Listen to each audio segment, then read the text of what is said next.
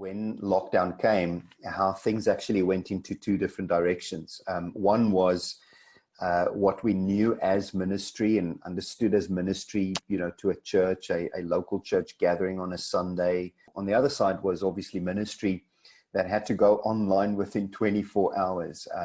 I think for me personally, just as a church leader, that was probably one of the most stressful points in ministry I've ever had. The purpose of that was just to connect people. It was just to help people understand that the church was not really about gathering, but the church was about people, and people's relationship with God and with each other.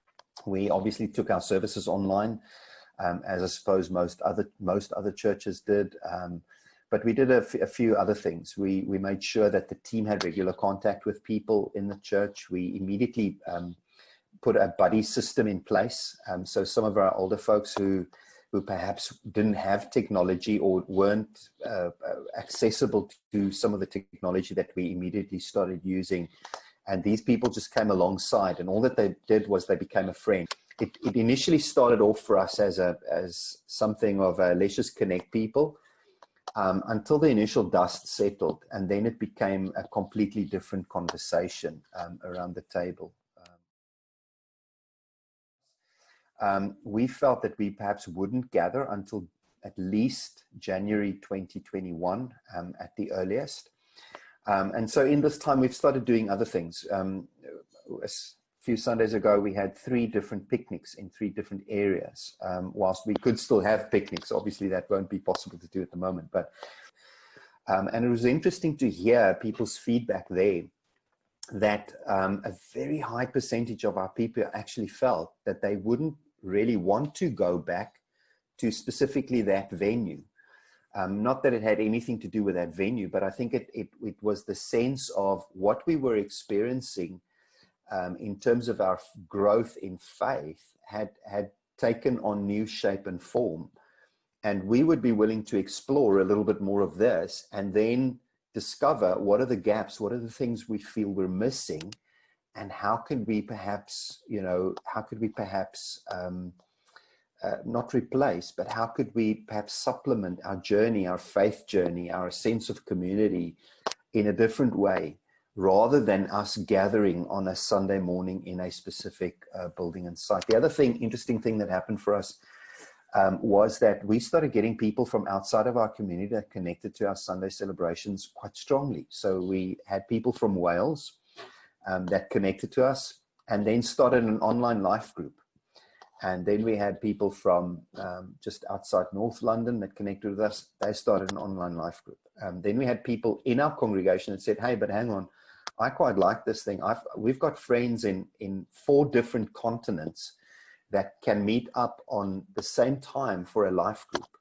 Would we be able to start a life group like that? As if we've got the permission to say yes for something like that or no. But we encouraged people just to seek new opportunities. And that had us thinking, we suddenly found ourselves in a space where we had people who we knew that were in the room before COVID hit. And then we had people in the room now that we are starting to build relationship with, whom we've never been in the room with before. The next phase for us would have been to meet up in homes. Obviously, with the current restrictions, that plan is now not going to happen in right now. I think it's still part of our journey. And then the next phase for us might be to consider, how do we as a church maybe meet less regularly, but then make more of a moment? So is there an opportunity for us perhaps to rent a bigger venue that can, facilitate all of the Doxa Deo community church people in one space, but perhaps do that maybe once a month, where we then have a great kids ministry and do, great worship together when that is possible to do that again, and obviously still have a sense of impartation from the word. We are still carrying on with doing primarily 2 things, online services, that we're leading people into online groups, because that's the important thing for us. I think there's a huge debate, and you'll hear the debate, I think, more going into the future, that people don't want to become a streaming service. If you just open Facebook on a Sunday morning, there's 500 different services you can connect into. For that primary reason, we actually stopped streaming to Facebook. So we just go straight to YouTube, and we do a second platform called Online.Church. And those two have become the Doxa Deo Community Church's primary posting platforms. And it's interesting for us, our numbers on Facebook will always in flux. They'll be up, then go down, and very few people ever commented on what happens on Facebook. So we actually have live moderators during our service. So we do it might be interesting to share that. We opted, Andy, to go for a live and pre-recorded in one mix. So if you ever did join a Doxa Deo service, you'll get a sense of live hosting. So we have hosts who actually host the service live. We comment on where people are logging in from. We ask for live prayer requests that we actually then pray for later in the service. Seen some incredible answers of prayer to that, I can't tell you. And then we do other things that we pre-record. We use our pre-recorded worship songs, and we also sometimes pre-record our messages. But you still get a sense of the live feel all throughout the service. Facebook did this. YouTube was always constant in the amount of people that it had, because I think it's more like a go-to place. It's like you go to church type of thing. You go to the service. And the same was true for Online.Church. It was much more consistent, and we found in Online.Church, which is slightly closed in terms of the fact that it doesn't exclude anybody, but you have to go there. It's not like a Facebook feed that everybody has on their phone. You go to Online.Church. Lots of discussions there. So people type, people ask for prayer, lots of commenting, whereas YouTube still remains a little bit reserved for us. But then the second thing that really happened to us in this season was we started dreaming about what would it look like if we had an entirely online campus. So whilst we have a London campus that will return to in-person gathering, the group that started in Wales and the other group that started that had people on different continents, it had us considering, what would it look like if there was a church, if there was a campus that was entirely focused on an online community? And so the idea behind that is to move away from something of an eavesdropping model that I think a lot of churches will probably adopt when they go back to in-person gatherings, that they'll probably set up a camera and basically anybody that's online can watch the service that's happening in that room.